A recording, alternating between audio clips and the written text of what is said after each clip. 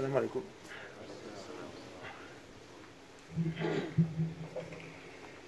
الله أكبر الله أكبر الله أكبر الله أكبر أشهد أن لا إله إلا الله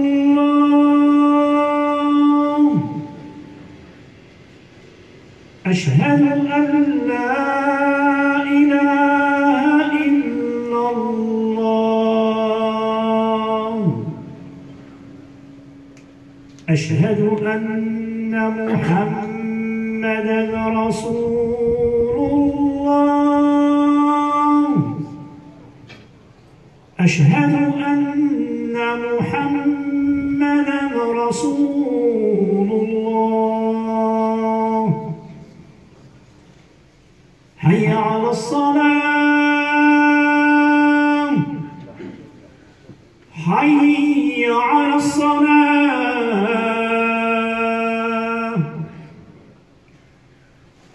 حي على الفلاح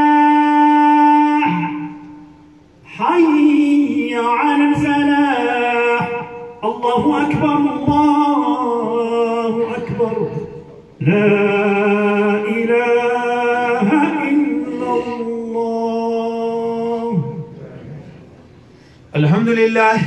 الحمد لله نحمده ونستعينه ونستهدي ونستغفره ونؤمن به ونتوكل عليه ونعوذ بالله من شرور أنفسنا ومن سيئات أعمالنا من يهده الله فلا مضل له ومن يضلله فلا هادي له ونشهد أن لا إله إلا الله وحده لا شريك له وأشهد أن محمدا عبده ورسوله صلى الله عليه وسلم. Mes frères et mes sœurs, la khutbah du Jumu'ah d'aujourd'hui, elle est capitale, vitale, primordiale.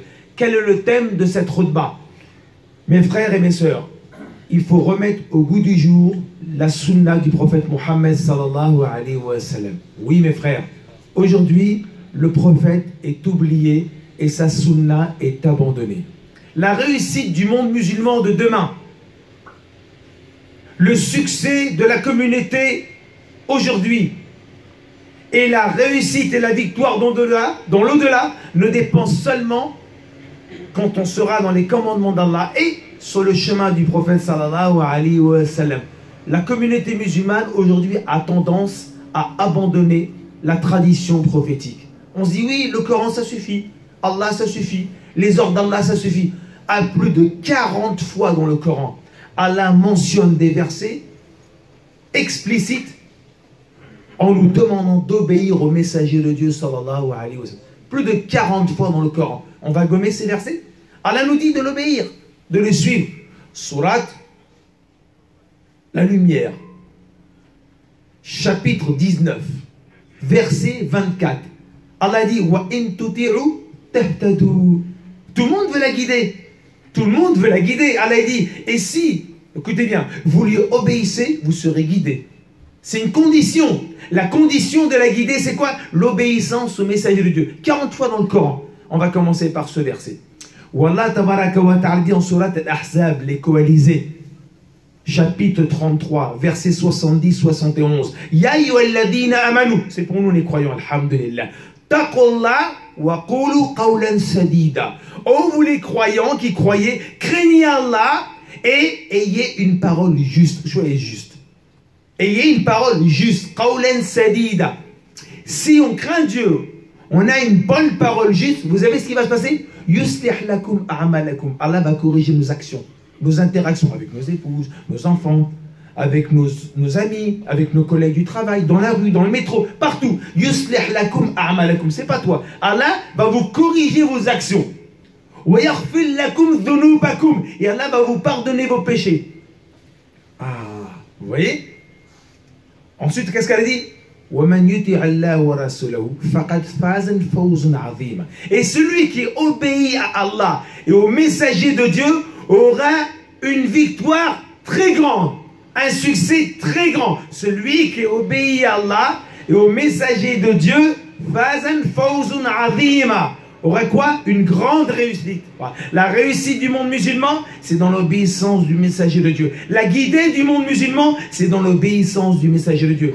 Les musulmans, on a tendance à quoi? Mais la sunna, c'est obligatoire. Parce que dans notre tête, c'est quoi? Sunna, c'est bab, kamis, un peu, pantalon levé, c'est fini. On croit que c'est que ça, la sunna. Non, c'est le prophète nous a enseigné quoi? Une méthode de vie avec nos femmes, nos enfants. Regardez le messager de Dieu, sallallahu alayhi wa sallam, ce qu'il nous apprend. Dans le recueil de l'imam Al-Bukhari, au chapitre des invocations, le prophète nous apprend comment s'approcher d'Allah. Comment vous et moi, on peut s'approcher de Dieu. Comment les compagnons se sont approchés d'Allah. Sans le prophète, c'est impossible. Impossible. Eh bien, le prophète nous a appris comment s'approcher d'Allah. Le matin, quand tu te réveilles, tu peux mettre 10 smartphones, même ta femme qui te réveille, même tes gosses. Si Allah, il a décidé que tu meurs, tu meurs. C'est qui te réveille le matin? C'est Allah. Tu dois le remercier ou non? C'est pour ça que le prophète nous enseignait, quand tu te réveilles le matin, tu t'assois sur ton lit et tu dis Alhamdulillahi alladhi ahyana ba'dma amatana wa ilayhi nushur. Ces doigts, on les a oubliés. Chaque matin, tu dois remercier Allah qui t'a donné la vie alors que tu es dans une petite mort. C'est ça? Le sommeil, c'est Ortel Maut. Hein? C'est la sœur du sommeil, c'est ça? Eh bien, on était morts, Allah nous a réveillés et c'est vers lui le retour. Si on ne remercie pas Allah, comment on va s'approcher d'Allah? Voilà ce que le prophète nous enseigne. Quand on dort le soir, qu'est-ce qu'on dit? Allahumma bismika amutu ahya. Allah, c'est en ton nom que je meurs et que je vis. Voilà. Toutes les sunnas que le prophète nous enseignait, c'est quoi? C'est pour avoir la protection dans notre vie et rester en contact avec Allah. Comment on peut donner cet exemple? Vous avez quelqu'un qui a un beau jardin botanique. Et dans ce jardin qui est beaucoup de fleurs, il y a une très belle fleur, la plus belle est au milieu. Et ce jardin, il est entouré d'un enclos. Eh bien, si on retire cet enclos, les cochons, les animaux sauvages vont venir quoi? Ben, ils vont venir quoi? Détruire ce jardin, c'est la même chose. Le jardin, ce sont les ordres d'Allah. Au milieu, c'est la taqwa. L'enclos, c'est la sunna du messager de Dieu. Si on retire la sunna, eh bien quoi? Les ordres d'Allah vont partir de notre vie. C'est pour ça qu'on s'éloigne de Dieu. Pourquoi on s'éloigne de Dieu? Parce qu'on s'éloigne du messager de Dieu. Comment étaient les sahaba? On va voir. Premier hadith dans le recueil de l'imam Muslim, chapitre 33, hadith 6000, chapitre 33, hadith 6003. Regardez ce que Anas radiyallahu anhu raconte. Que le prophète sallallahu alayhi wa sallam va dire Wallahi walladhi nafsi biyadi, je jure par celui qui détient mon âme entre ses mains, donc Allah, la yuminu ahadukum hatta ahabba ilayhi min waladi wa waladihi wa nasu ajma'in. Le prophète alayhi salatu wa sallam va remettre sur la table notre croyance conditionnée par quoi? Il dit Wallah, je jure que personne d'entre vous n'est croyant tant qu'il n'aime pas plus que sa personne, que ses parents, que ses enfants et que le commun des gens. Voilà, notre condition, elle est là. Croire en Allah, croire au messager de Dieu, mais on doit aimer plus le prophète que quoi? Que nos parents, que nos enfants et que le commun des gens. Est-ce possible? Bien sûr. Regardez Ali radiyallahu anhu. Il est dans la mosquée et il explique ce hadith aux tabi'in, les enfants des sahaba, dans la mosquée de Médine. Et un des élèves va dire, Ali, comment était votre amour, vous les sahaba, pour le messager de Dieu? Et qu'est-ce qu'il va dire? Nous avons aimé le prophète alayhi salatu wassalam plus que nous-mêmes, plus que nos richesses, plus que nos mères, plus que nos pères, plus que nos enfants et plus que la soif quand on est dans le désert.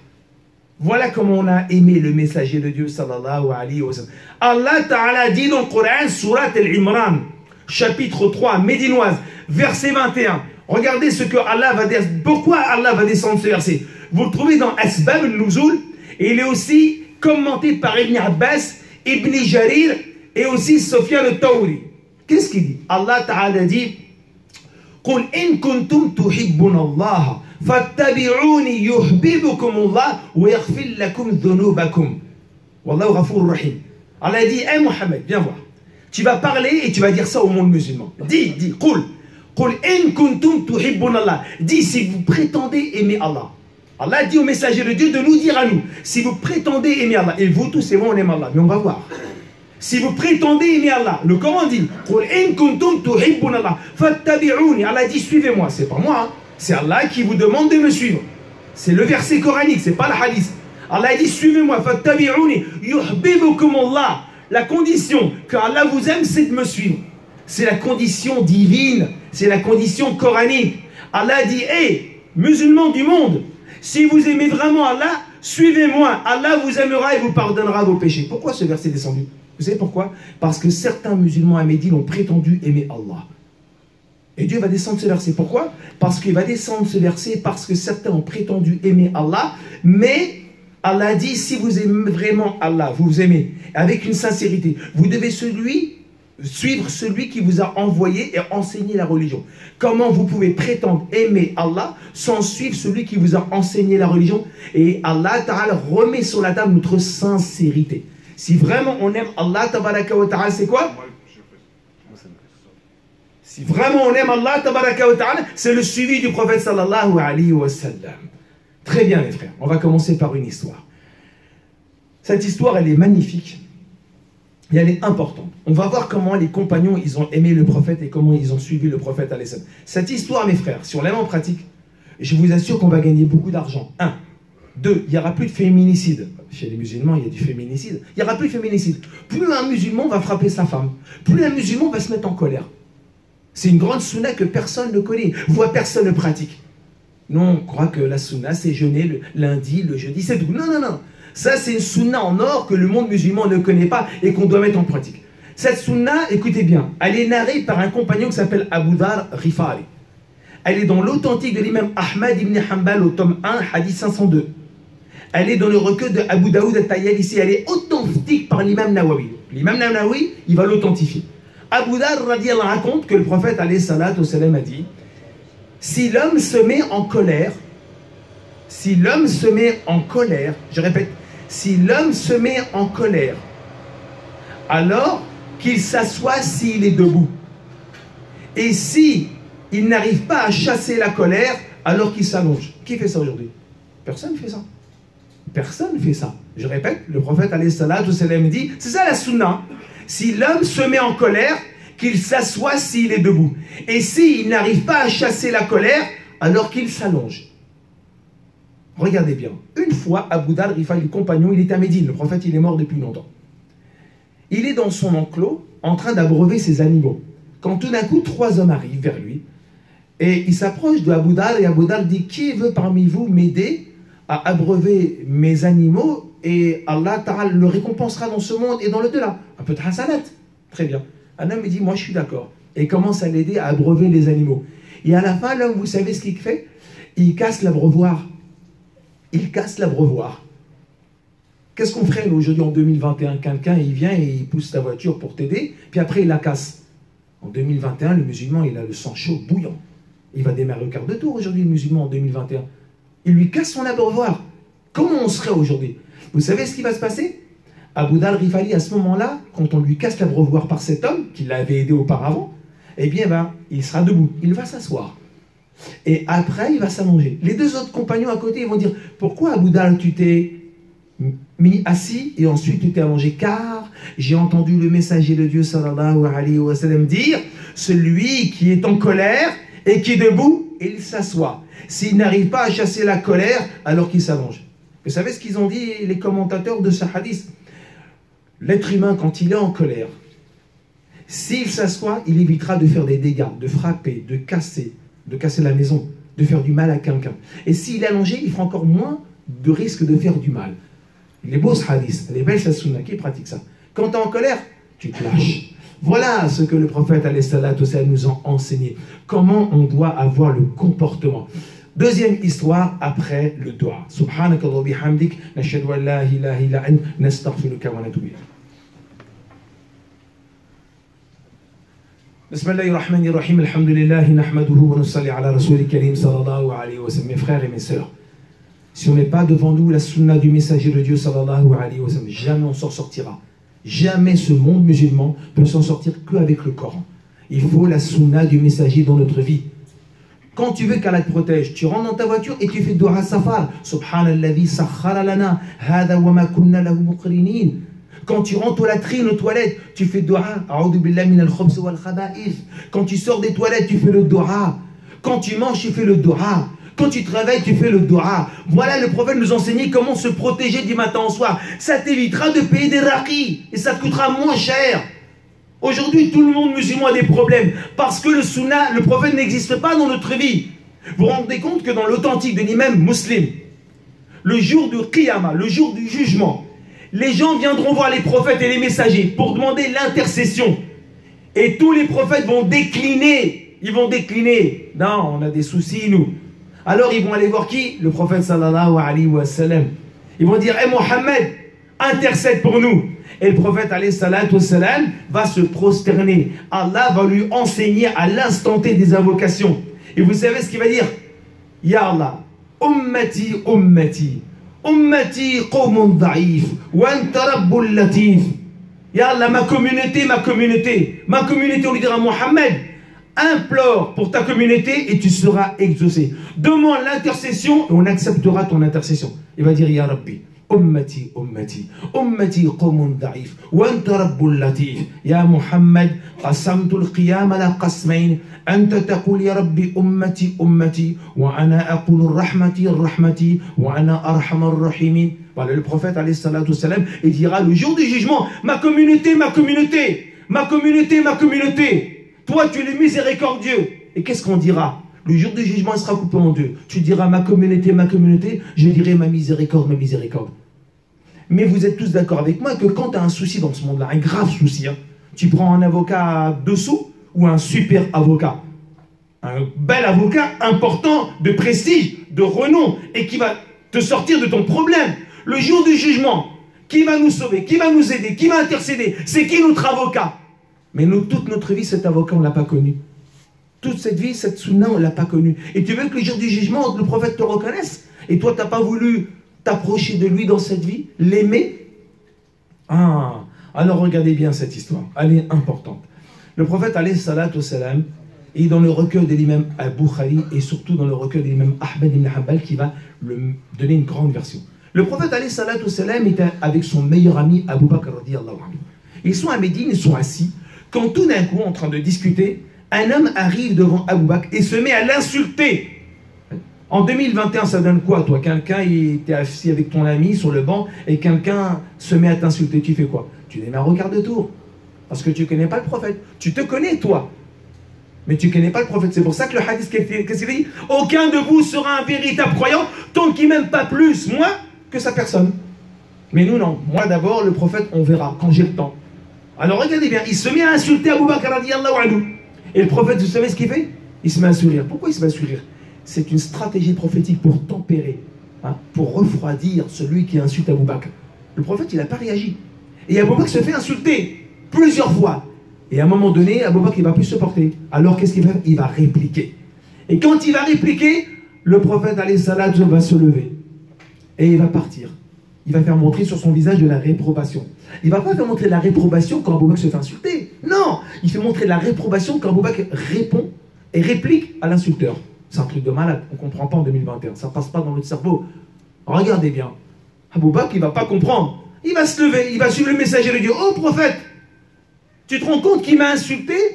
Et quand j'ai répondu, j'ai vu de la déprobation sur ton visage, il était parti. Et il dit, écoute Abu Bakr, quand tu répondais pas, il y avait un ange qui répondait à ta place.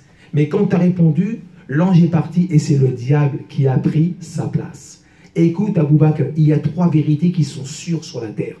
1, quand une personne subit une injustice et patiente pour plaire à Allah, Allah tabaraka wa ta'ala mettra le dessus sur cette personne et il aura toujours la victoire. 2, quand une personne, écoutez bien, fait des cadeaux, pourquoi? Pour tisser les liens de la fraternité. Et c'est l'occasion, c'est l'Eid, attention, hein, ton frère, ta soeur, j'espère que tu lui parles, hein, ton oncle et ta tante, hein, celui qui donne des cadeaux pour tisser les liens de la parenté, Allah tabaraka wa ta'ala lui donnera meilleur dans ce monde et dans l'au-delà. Et troisièmement, celui qui mendie pour augmenter sa fortune, Allah lui retirera tous ses biens. Ça fait peur, hein? Celui qui mendie pour augmenter sa fortune, Allah lui retirera tous ses biens. Enfin donc, mes chers frères, le prophète, alayhi salatu, on ne le connaît pas. On l'a oublié. Sa sunna a été abandonnée. Aujourd'hui, les musulmans, ils ont des problèmes dans le monde. Vous savez pourquoi? Parce que nous, on ne se contente que du Coran. Alors que 40 fois dans le Coran, Allah dit, suivez le messager de Dieu. لَقَدْ كَانَ لَكُمْ فِي رَسُولِ اللَّهِ أُسْوَةً حَسَنَةً. C'est ça? Allah le dit dans le Coran. Je vous ai mis parmi le prophète un modèle exemplaire à suivre pour celui qui espère rencontrer Allah le jour ultime. L'exemple, le modèle. Allah, il a dit sunna, hein, il a dit uswatan hasanat, un modèle exemplaire. Notre modèle à nous, C'est le prophète, alayhi salatu wassalam. Vous vous rendez compte comment ils étaient les compagnons? Ils étaient comme ça.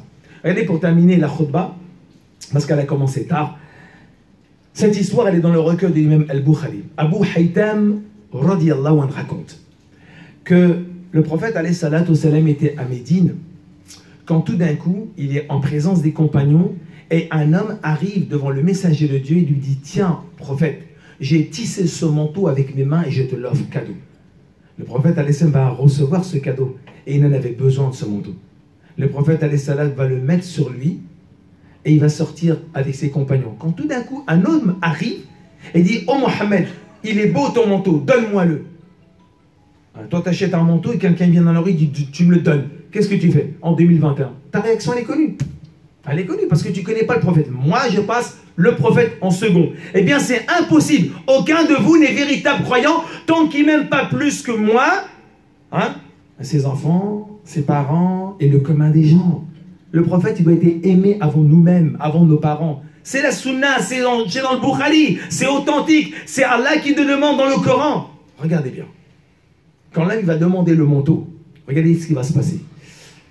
Le prophète, alayhi salatu wassalam, il va dire: j'accepte. À l'instant T, parce qu'il ne refuse pas, sans qu'on lui demande. Et le prophète va rentrer chez lui, il va plier le manteau, il va le ramener à ce personnage, il va lui donner. Les compagnons vont venir voir cet homme et disent: tu as fait quelque chose de mal. C'est pas bien ce que tu fais. Chez nous, ça donne quoi? Choum, t'as pas honte. C'est pas bien ce que tu fais. Le prophète, il en a besoin et tu lui demandes le manteau. Il dit: je n'ai pas besoin pour moi. Parce que demain, je pars en campagne militaire. Et je sais que je ne veux pas rentrer vivant. Et je veux m'en servir pour que ça soit mon linceul. Voilà comment ils aimaient le messager de Dieu, alayhi salatu wassalam. Voilà comment les compagnons, ils ont aimé le prophète, alayhi salatu. Aujourd'hui, mes frères, si on veut réussir dans ce monde, nos femmes, nos enfants, il faut remettre vite dans nos maisons la sunna. Quand on mange, quand on dort, quand on se réveille, quand on s'habille, quand on prend nos montures, quand on voyage, toujours être en contact avec le messager de Dieu, sallallahu alayhi wa sallam. Toujours, quand on mettra la sunna devant nous, on aura toujours l'aide d'Allah, toujours l'assistance d'Allah, toujours la baraka d'Allah. J'ai une anecdote qui s'est passée, ça m'est arrivé tout de suite. Ça s'est passé, je crois, une dizaine d'années. Je revenais d'une conférence à Paris, à Saint-Michel. Je traverse Saint-Michel et quand on monte Saint-Michel en direction de Port-Royal, il y avait 4 voies. Et je me fais arrêter par la police parce qu'on était dans les bouchons et on est passé à l'orange. On était 4 voitures, on passe à l'orange. Qu'est-ce que c'est comme ça, hein, on était collés. J'ai passé à l'orange. C'est pas grave, je reconnais ma faute. Il y avait 5-6 voitures de police, ils nous ont tous interpellés. Ils nous ont arrêtés. Et il y a une dame qui m'interpelle et dit: vos papiers, vous savez pourquoi vous avez été arrêté? Oui, je sais pourquoi. L'orange, c'est 4 points, c'est pareil. Ok. Et j'avais rien d'autre. Je fais doigt dans mon cœur pour qu'Allah me facilite. J'avais rien sur moi. Mais je sais que quand on met la sunna du prophète devant nous, il y a toujours l'aide d'Allah et la baraka. J'avais quoi sur moi? J'avais un siwak. Ah, le siwak oublié. J'ai pris le siwak, je me suis frotté les dents pendant qu'elle prépare la verbalisation. Une fois que j'ai passé mon siwak, je l'ai remis, un gradé, il arrive devant moi avec la dame, il me dit: monsieur, tenez, vous reprenez vos pièces d'identité, votre carte grise, votre permis, vous partez. Mais je ne comprends pas, mais je paye pas. Non, monsieur, vous ne payez pas. La dame, elle dit: mais comment ça se... Non, il ne paye pas, monsieur, vous partez, il n'y a pas de contravention pour vous. Et je suis parti. Voilà.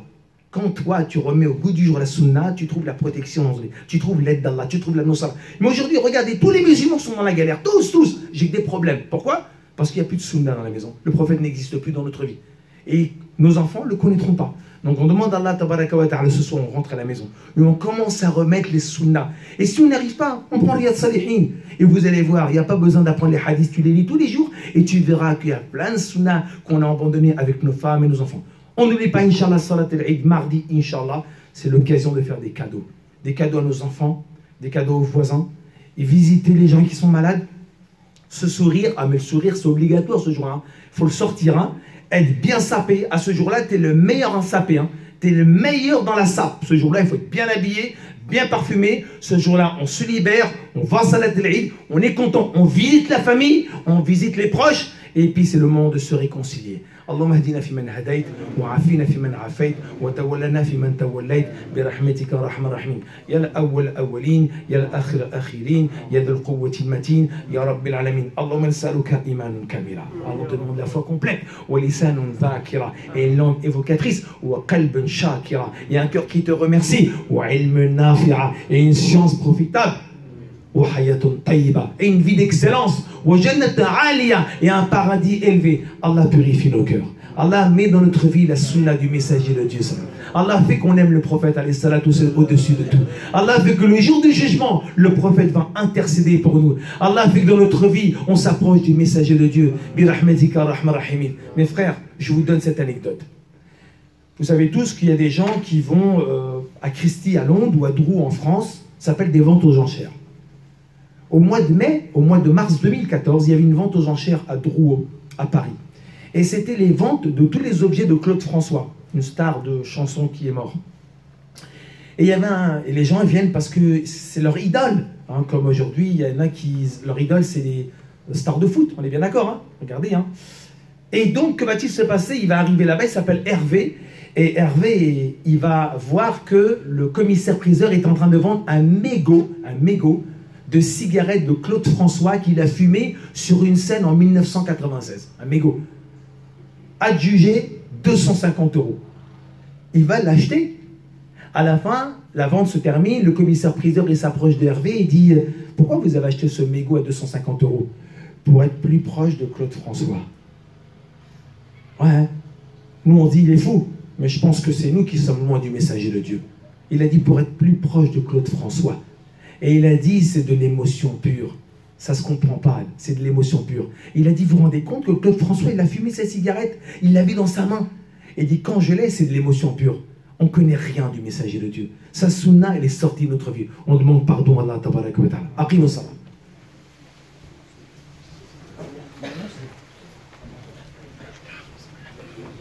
Il y a une annonce. J'ai mon oncle qui est décédé il y a 3 jours en Algérie. Cause d'une crise cardiaque, on fait dua pour lui en soujoud. Barakallahu fikum.